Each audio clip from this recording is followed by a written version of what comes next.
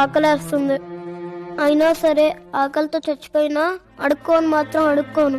మరి డబ్బులు రావాలంటే ఎలా? అన్నా,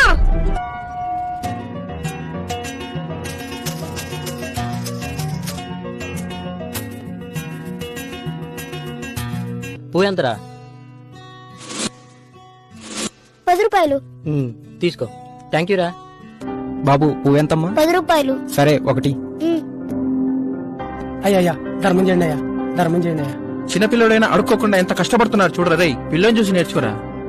కాలు చేతులు బానే ఉన్నాగా, పోయి ఏమైనా పని చేసుకోవచ్చు కదా. అక్క, అన్నం ఎంత? 30 రూపాయలు. పప్పు 20 రూపాయలు. 2 కల్పించండి అయితే. యా పక్కనే కూర్చొని అడుక్కోమని చెప్పాను కదా, ఎక్కడికి వెళ్ళావు? మనం అడుకోవద్దు నాన్న. అడుక్కోపోతే తిండెట్లా వస్తుంది అనుకున్నావు?